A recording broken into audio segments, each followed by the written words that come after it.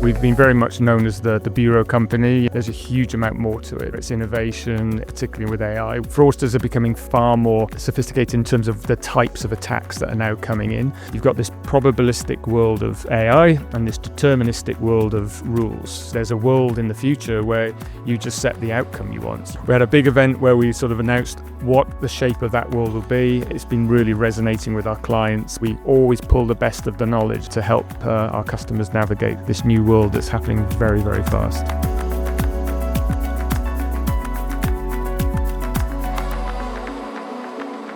This is Connected with Experian, the podcast where data, tech and human insight come together to power smarter decisions.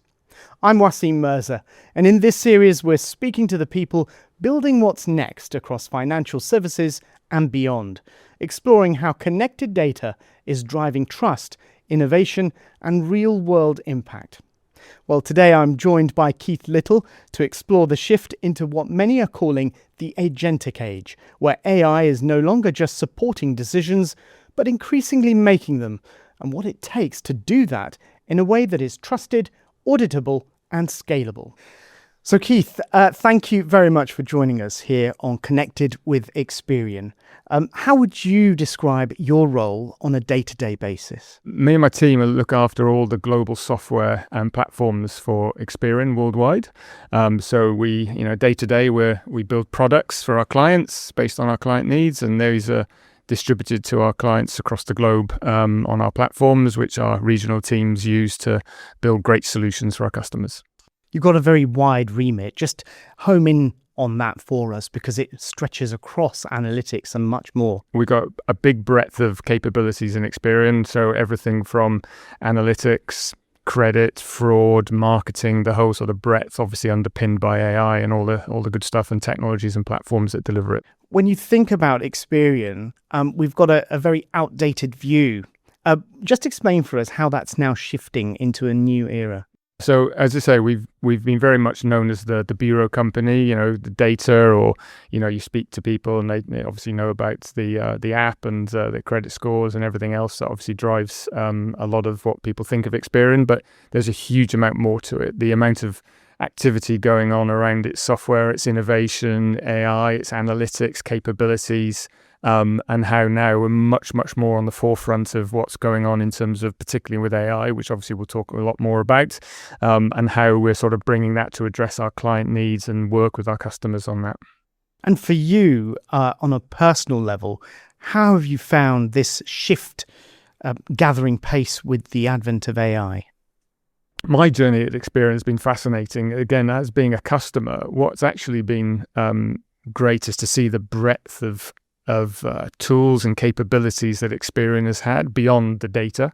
And then when you bring all of those tools and the data together, you get sort of, magic can happen, and particularly in terms of the products that we produce and how that to address our client needs. So give us a sense of that magic then. What could you do now that you couldn't do before? You apply for a loan or a credit card or something like that. You think of all the things that you need to make happen in those few seconds to see if you get an approved loan or whatever it is. You've got to stitch together, obviously, data. You've got to have, data on the bureau type data that we're traditionally known, but there's, identity, there's analytics, there's policies and strategies and AI within those rules that have to happen within a few seconds. That brings together loads of capabilities. And again, Experian has all of that can bring that, all together.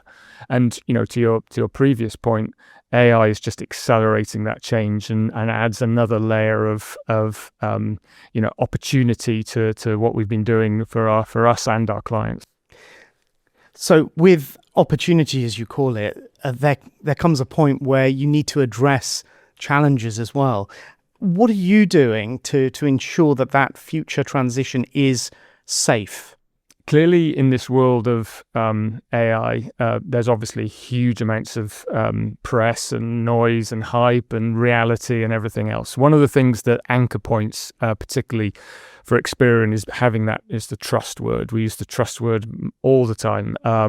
We have trusted data. We have data that is that is regulated, that has all the controls around it that you'd expect. And in this bizarre world of AI, the amount of synthetic data out there, the amount of sort of, the phrase slop you can get heard of, trusted data will become scarce. And, then people like ourselves become hugely critical in that world. So how can we help our clients navigate that world in that safe, regulated space where we typically work is hugely important. And that's where bringing our sort of software and our data together is a really important sort of strategy, and something that me and my team are spending huge amounts of time thinking about. That's interesting. I will come to the point about security and issues like fraud later on. But for now, let's move on to the agentic AI, a bit of a buzzword right now in the industry. Just explain for us what that means to you. So, yeah, as you say, sort of a natural evolution of the sort of AI piece. And AI it's a funny term, isn't it? It's AI has been around for a long time, many, many years. Obviously, we've gone through those phases. Experian has got some huge experience in AI from past, and obviously generative AI now has become the sort of the thing over the last few years, and now agents have sort of launched into it, and it's all about maturity and everything else. But what's really powerful about the agentic piece, it brings this sort of intelligence level. One nice analogy is that the data that we have is the knowledge, but AI can blend, and agentic AI specifically can bring the intelligence, and you bring those things together. So it's all about thinking about that journey and how that sort of those two worlds meet in a very safe and trustworthy way, and how we can help our clients really benefit from that. So thinking and taking action based on the data presented to us, and allowing machines to do all that for us.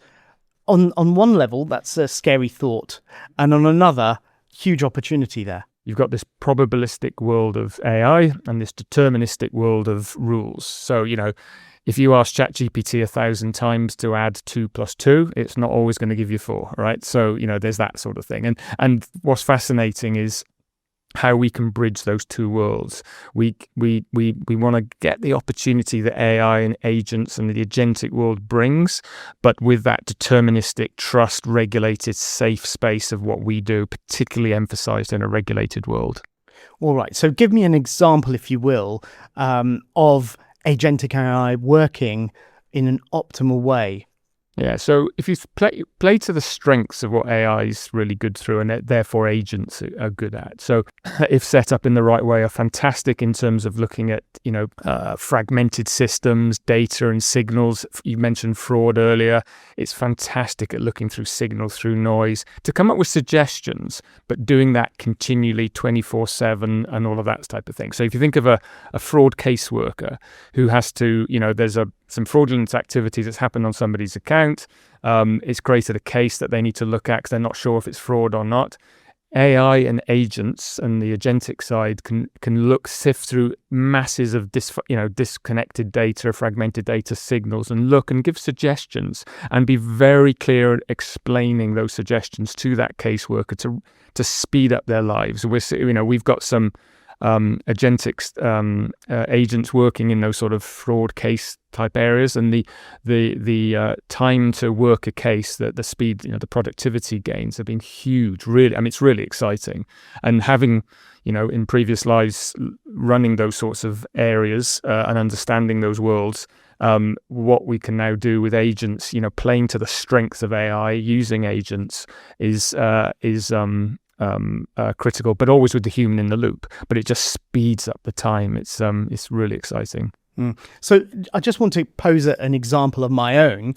I was the victim of fraud last summer whilst on holiday abroad, and I realised that my bank cards were literally frozen due to this suspicious activity, which was all legitimate. It was all my own expenditure. But the system, my bank, already knew that I was travelling abroad because I already purchased the whole package through them directly. Would agentic AI have helped in that situation? Well, if they'd have linked up the fragmented systems, exactly the point, and it's so much easier. There's a term, particularly in or many sort of case working type environments, whether it's credit fraud, of chair swiveling, because often you see when you go on the floors where there's hundreds of people working these cases. I was talking actually to a bank. A very large bank earlier this week. They've got to look at 17 different systems, and they talk it's chair swiveling to move around all the screens to look through. And for a human being to do that continually, it's not efficient. And this is where agents can speed up those processes and join the dots, as it were, and would know that you're on holiday and all of those types of things. But also make this is another thing where with that productivity gains, the teams can focus on more, let's call it high value tasks. So in your example, focusing on genuine decline rates, GDR they call it. So this is where, if you're trying to fight fraud, it's spotting the bad people, not the good people, and upsetting the good people like yourself, completely, and balancing and focusing on what more can we do to improve that experience, because it's not a good customer experience. If I'm running a lender or a bank, say, what are the first signs that I'm crossing from AI supporting my people into AI taking actions on behalf of customers and, of course, the wider business? Yeah, so I guess a couple of things. On the lender side, what are the focus areas? We've touched on a few of them. Fragmented systems, there's lots of manual activities in underwriting on certain types of loans and where things are referred. So there's a huge productivity gains to be met across, trying to be far more efficient. But I think more and more, certainly the conversations I'm having, productivity sort of, not say a given, because people are still experimenting a lot with this, particularly on the agent side. Lots of them have got AI and using AI in their day-to-day, but the agentic stuff is fairly new. But it's the performance side as well. So what AI is really good at is not only, cutting through all the manual tasks and all of that perspective, but is always hunting for insights to drive better performance. So how do you optimize your strategy, your lending strategies based on sort of like I say, it can just continually work 24/7 in terms of analyzing data to find out where anomalies are and whatever else there is. And where with Experian, because we have such a breadth of knowledge and data across the ecosystems in the regions we operate, we've got a pretty unique position in terms of what those agents can see and get those insights for our customers to sort of tune and change and optimize their performance. And in terms of the fraud aspect, we seem to be on an ever increasing upward trajectory with that. What's behind that, do you think? I mean, is it better reporting? Is it a better holistic view thanks to AI? What's driving that? Well, obviously, the bad people, the fraudsters, are leveraging AI, so advanced. You see in the news all the different types of attacks are phenomenal. Everything from falsifying videos and all these types of things in terms of on the image side. So fraudsters are becoming far more sophisticated in terms of the types of attacks that are now coming in. So therefore the defenses are weak if you're continually in maybe the traditional rules-based approaches to fraud aren't necessarily the best sort of defense to that. And so that's where the focus on the customer side or the client side, how you defend against that fraud and using the AI tools to enable that, particularly, as I said, through much more analysis around the signals and the noise. And it's AI is so good for looking at that, because in a sense, a lot of fraud stuff leans towards the probabilistic side of the world, which is what AI is great at, versus the deterministic. And fraud for probably the last 7 or 8 years has been going through this transition using AI more and more in I say the traditional machine learning sense to give more steer and guidance to the fraud teams in customers. But now generative AI, its ability to analyze quickly, and now with agents, it's just amplifying that and will help defend against the fraudsters. Why do you think yesterday's or even today's in many cases approaches and systems are struggling to keep up, especially in this always-on connected world? I think it's volume. Volume of attacks is always increasing. That's continual. Is it foundational, though? Is the problem about the systems that have been deployed already? They're just not fit for purpose anymore. Yeah, and it's the legacy. They don't operate as fast. The ability to, I don't know, change those defenses, change the rules could take, maybe sometimes hours to get into production. Where in that particular gap, you can lose a lot of money, and it's a continual fight. It's just getting faster and faster, and that's where much more automation and agentic and that trust. I mean, there is still obviously regulation. There is still care of our customers, driven by all the reasons of their own various areas, wherever we're operating.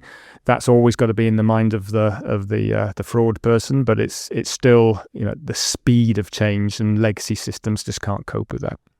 I'll come on to a possible antidote for the future on that topic in a moment. But first, if you will, walk me through a typical decision flow in the traditional or old setup versus this new model that we're in now. And what are the blind spots that you see after adding agents into this mix?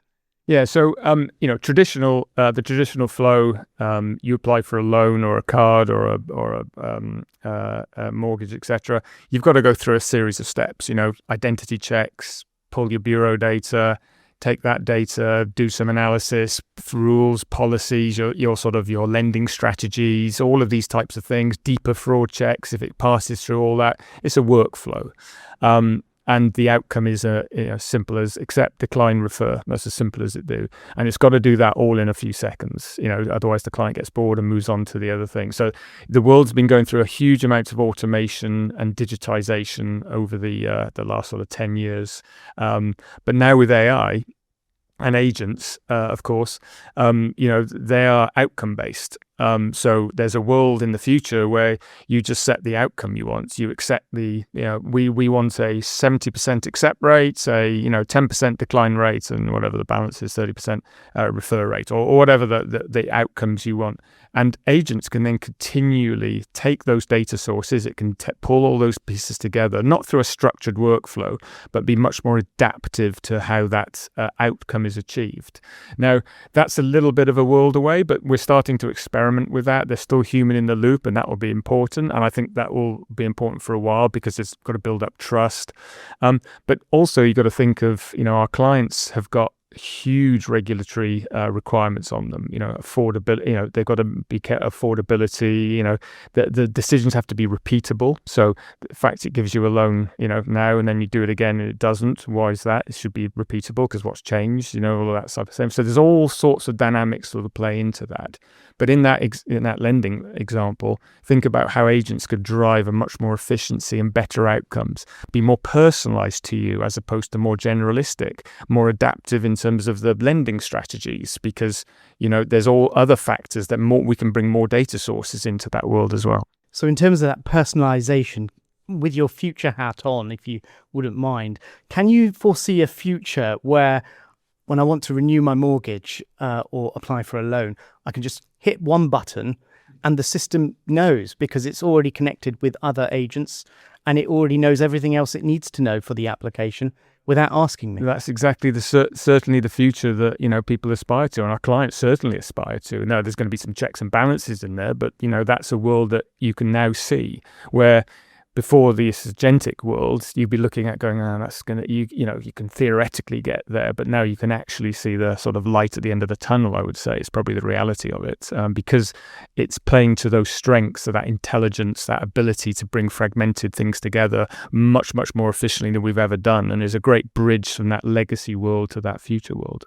Really? Do you think that that's just a matter of a few years away? At its core, it still needs to be auditable. You still need to prove to the regulators why you lent. And there's also a risk part as well. Of course, people don't want bad loans, so your risk and outcomes and things like that. But this is where that continuous world of lending agents, thinking about all those data sources, losses versus fraud as well. And, we're talking about, people have traditionally talked about credit and fraud as separate things, but they're very interdependent, and it's very easy. You could lend to everyone, but you'll make a lot of loss, but you can open up the gates, but you can lose a lot of fraud. You can fix fraud by not accepting anyone. So there's this balancing act.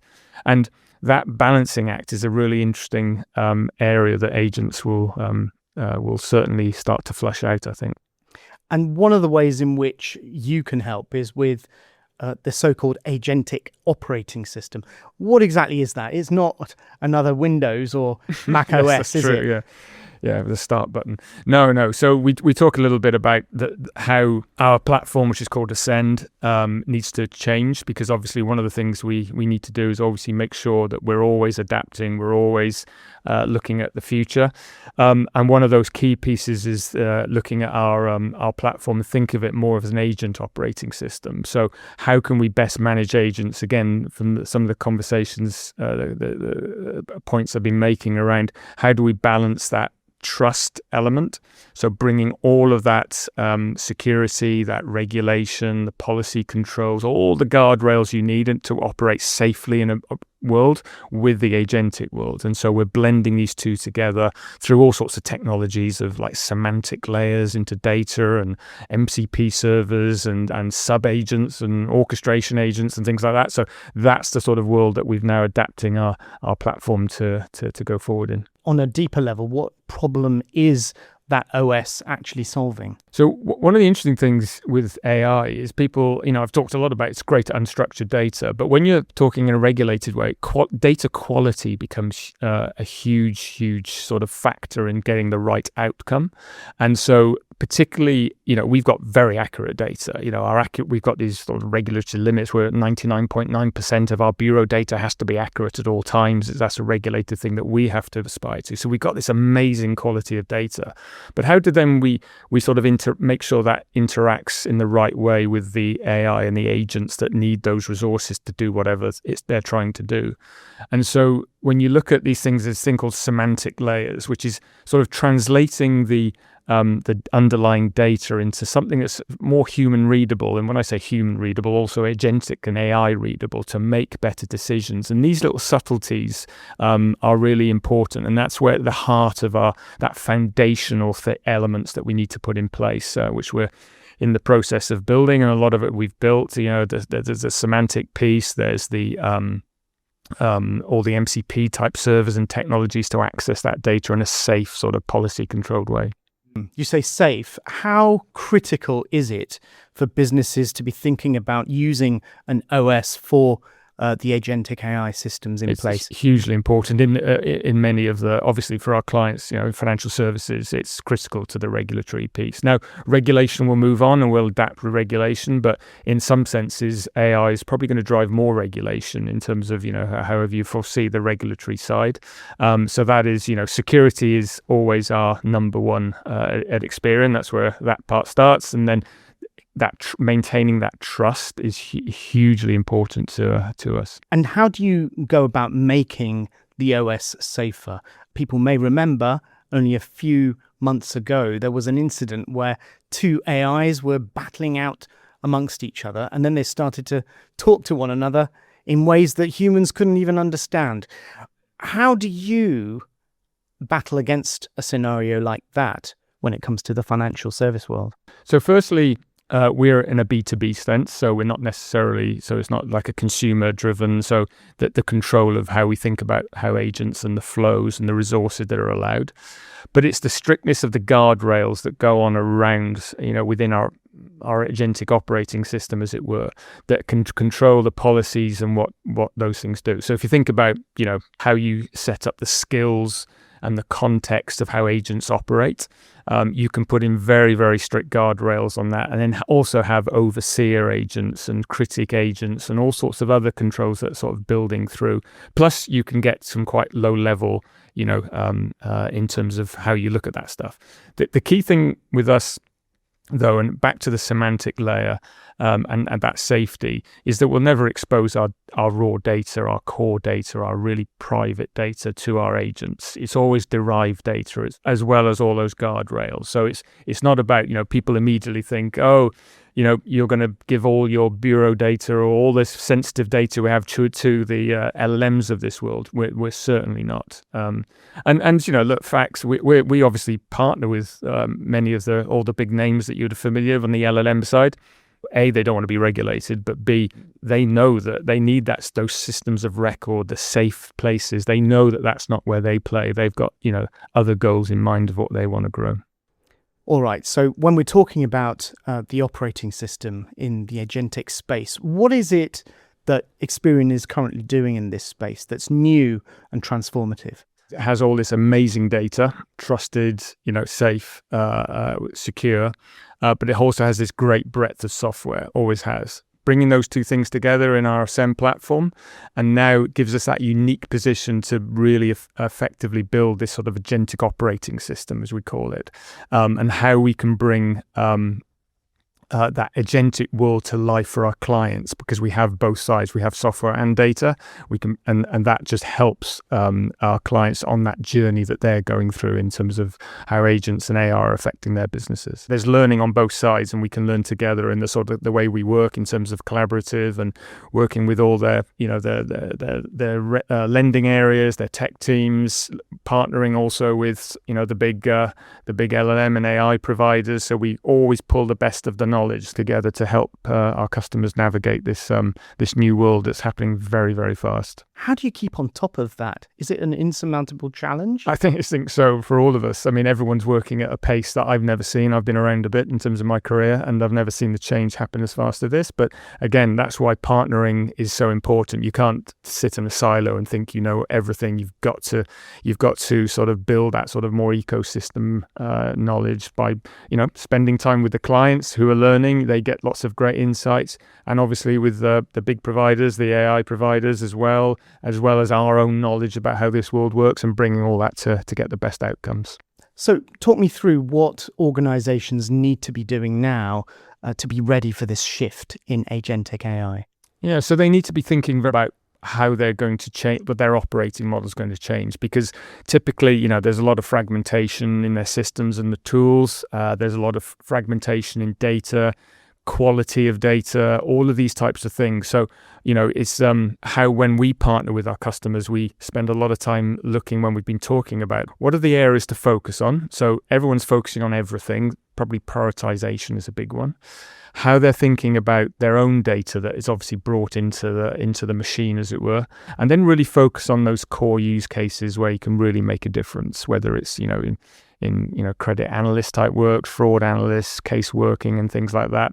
And then bringing ourselves, partnering with us in terms of bringing our sort of data, and because we obsess about data quality and the various things I've talked about around semantic layers and things like that, to bring that to the fore to really help people on that transformation journey they're on. But we're not starting from a blank page, are we? No. Really, there's so many layered systems over risk, etc. But it's not exactly a clean canvas, though, is it? And that's always in large enterprises, so the legacy they have. And one thing that AI and agents are so good at is actually helping sort of mask some of that, which you've never been able to do in the past. Now, you've got to be very careful about how that masking goes approached. It can smooth that journey, though. So, often architectures work in different sort of speeds. And so often, banks have been going through the sort of legacy work that can take many years, moving things into the cloud and all that, which banks have been underway for, many, many years, but a lot not complete. Agents can sort of help sort of optimize that and still, clients can still take advantage of those agentic worlds, maybe not as effectively from day one, but it certainly takes them on that journey for their customers to get to it. If you could just drill down to the basics of how this agentic AI systems work, and how does it work in practice on a very simple level? The simplistic puzzle is, how do we balance the world of probabilistic, which is the AI world, versus the deterministic, which is sort of the world that we've been in for many years.